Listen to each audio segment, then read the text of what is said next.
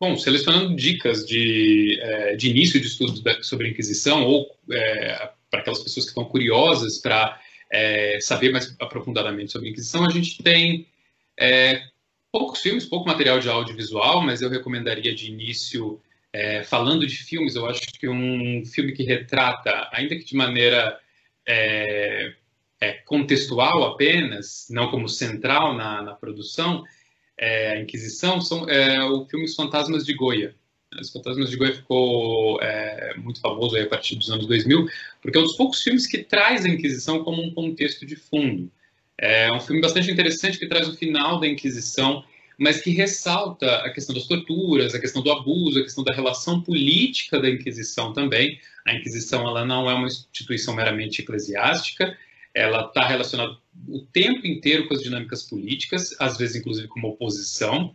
Então o filme ressalta um pouco isso. Ele se dá no contexto da Inquisição espanhola, na virada do século XVIII para o XIX, especificamente centrado na figura do pintor Goya, Francisco de Goya, e traz o caso de uma suposta judaizante que é processada pela Inquisição, e o filme faz um link, uma ponte, que é uma ponte ficcional, claro, entre o quadro La Marra, do Goya, e a figura interpretada pela Natalie Portman no filme. Foi bastante interessante, eu acho que é uma ótima introdução, um bom elemento para instigar discussões sobre a Inquisição.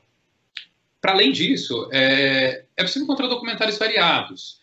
Porém, isso é uma experiência própria minha, como uma pessoa que pesquisou a Inquisição durante alguns anos. É raro a gente encontrar um documentário que aborde o tema de Inquisição sem cair numa espécie de relato de polêmica, mesmo um relato cujo a ênfase do entendimento é no atributo da tortura.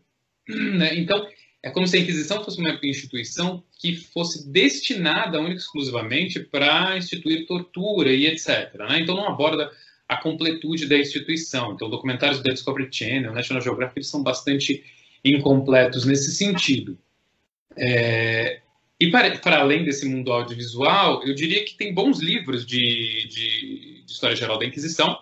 O mais famoso de todos, tanto no exterior quanto no Brasil, é o livro do Francisco Bittencourt, eu tenho aqui na minha mão.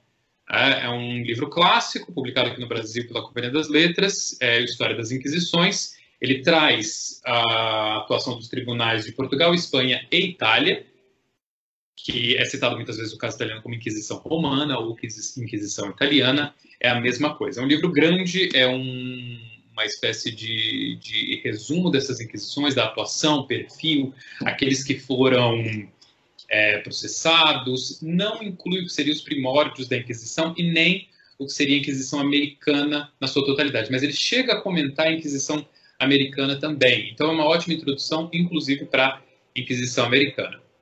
Existe um outro aspecto que está aí permeando a Inquisição, que é o aspecto da heresia. Então, entender a Inquisição implica entender também o que os inquisidores ou agentes inquisitoriais estão pensando a respeito de heresia. Daí um livro em espanhol, vou recomendar um livro em espanhol, que eu li nos últimos tempos, que eu achei excelente também como uma introdução. É um livro de um italiano, o Michael Frassetto, de família italiana ele, que é Los Herejes, ou Os Hereges. Esse também é a capa do livro, ele está disponível também para compra, é fácil de encontrar. Ele tenta fazer um apanhado desde o que seria a origem medieval da Inquisição até o que seria o limite da transição dela para o ambiente moderno, especificamente a partir de 1478, no caso da Espanha. São livros gerais, de introdução geral. Infelizmente, a gente não tem um livro geral que seria equivalente apenas para o ambiente americano, porém, esses livros já chegam a comentar o caso americano. Acho que, bom, Os Fantasmas de Goya e mais 2 livros, eu acho que são boas introduções aí para o tema.